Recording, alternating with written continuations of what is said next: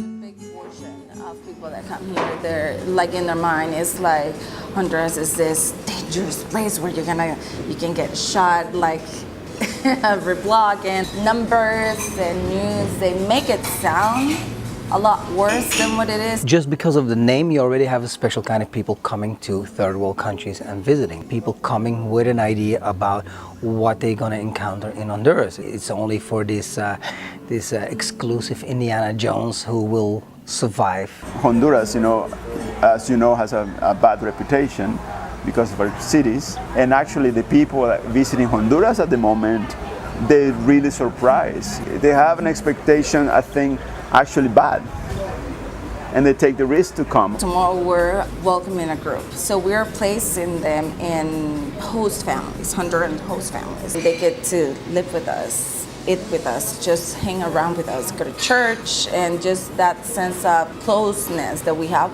within our families. A lot of times it's something that they haven't experienced yet. Authentic. The word authentic feels different now because it's been so washed, that word, that people misuse it a lot. The moment you go, you change something authentic.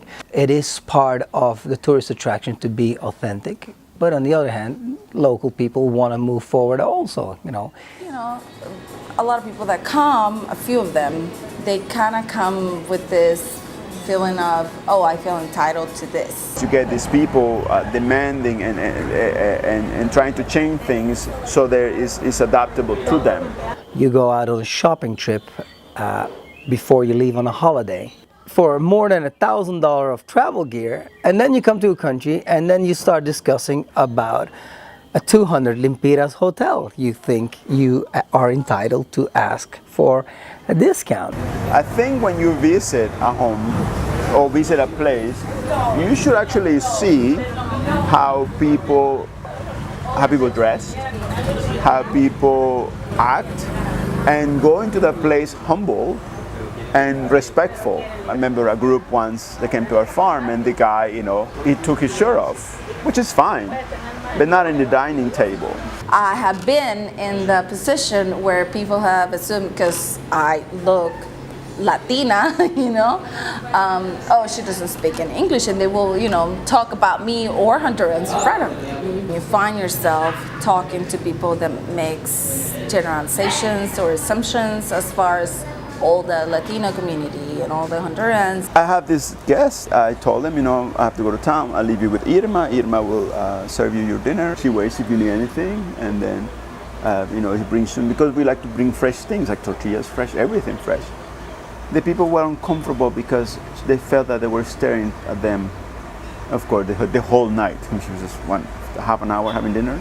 Irma has been working with us for 25 years. We're there because if you need something, it's not that we're looking at you like that, but they felt uncomfortable. You want to defend your people, and you just got to find the right way to do that, because you also don't want this person to take that and make it the impression that he got from Hondurans or Latinos or women, whatever, yes, exactly, at that moment. This girl from the Peace Corps, who had no experience in tourism whatsoever, she decided to start up with a hammock hotel. So you having a very special kind of people going up out there, willing to stay up into the mountains, swinging around in a hammock all night. The problem soon happened is that special kind of people were also looking for distraction at night. The local Indian community started selling alcohol, which was never happening out there.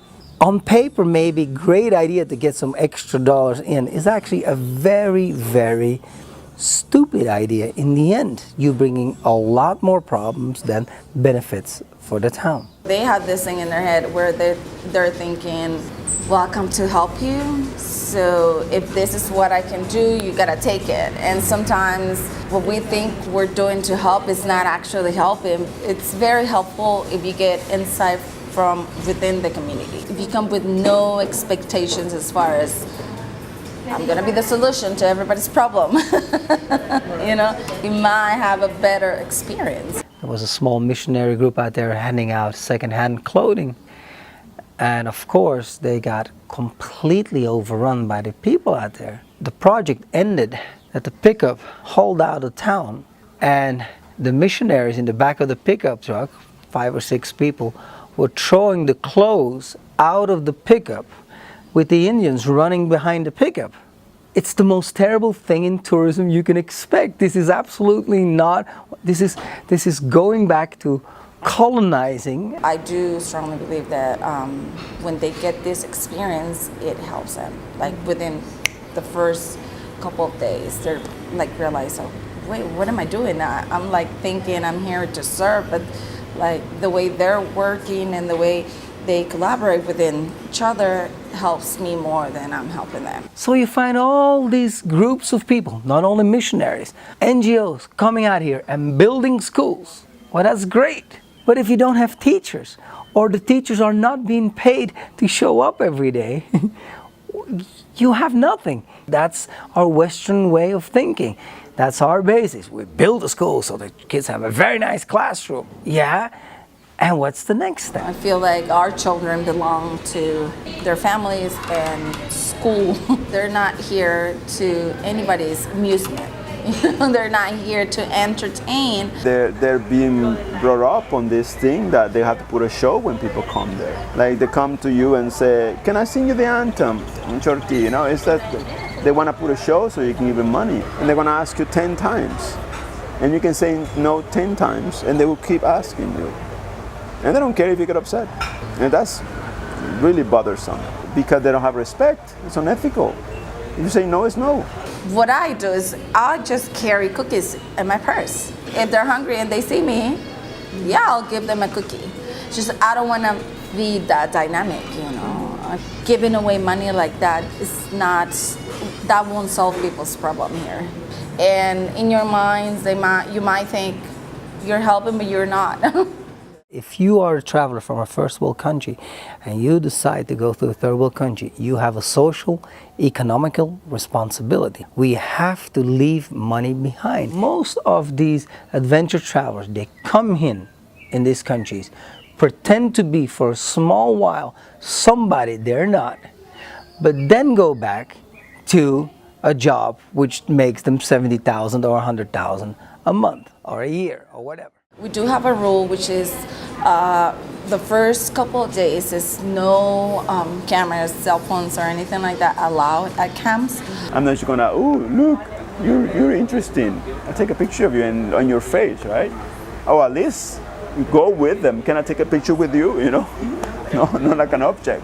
When I try to explain to a lot of foreigners, if you want to take a picture of local people, it's a business agreement you're going to make with somebody. You want that picture, he wants something in return.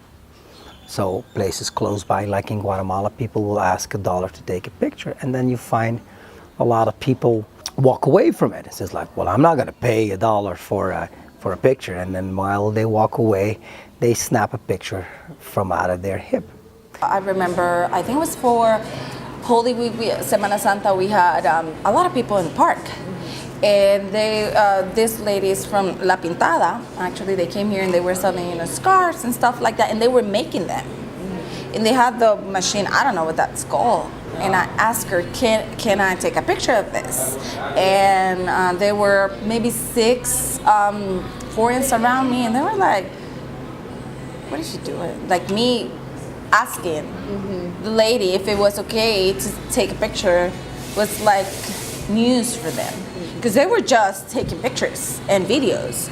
And, you know, she was kind of an introvert, and she was like, yes, it's okay. But I could see that she was not okay with that, so I didn't. Most people do ask if we can take pictures. Like this fascination, oh, there's a poor little girl over there, so I'm just gonna take a picture of her because I've never seen something like that before. And then what are they gonna do with that? Just post it online and then so everybody get to see, okay, I'm doing a good thing here. What's the point of taking a picture? For me, it's just rude. I think there'll be only a few cases that we have welcomed maybe people that are in the business of have magazine to later see a picture of the farm and not acknowledge that wasn't our farm. So it bugs me a little bit only. And nowadays, I think you have to be very flexible because they're everywhere. Pictures are everywhere. You know, my family was here. I was playing with my nephews, and then, you know, I turn around and I see this guy taking pictures of us. And I didn't like it. I did not. And I'm very upfront, so I went to him and asked him, why are you taking pictures of me and my nephews? And I felt like, I don't know, violated is the word. It is 2017. So when this Indian wakes up, he's got two options. On your right-hand side, he's got a pair of jeans and some fake Nike t-shirt. On the left-hand side, he has some traditional clothing. He goes, hey, it's Thursday. There's going to be a lot of American tour groups today. I'm going to put on my traditional clothing, and every American or European is going to take a picture of me. I'm going to get $1 for it. So I'm actually going to make maybe $20 or $30. Explaining to local people, stay local. Because if you stay local, you're actually going to receive tourist money straight in your hand. We decide to pay some supermodels to wear clothes or almost no clothes for pictures, and we pay them millions of dollars for those pictures. And we come bring ourselves to, listen, I'm going to take your picture, in return I'm going to give you $1, or in return I'm going to buy your bananas or tomatoes. I think it's a very interesting business concept. I think what happens sometimes to some people is that they can be very business oriented and they know who brings them more business. They would be more curious or nicer to a foreigner than to a local. So that's a change of behavior, because if you have a business, you should cater for everyone the same. You know, even if you go just to have a beer, or even if you go on your own. I mean, but then again, if a person comes with a big group, I mean, they roll out the red carpet, right? And they give special attention to them.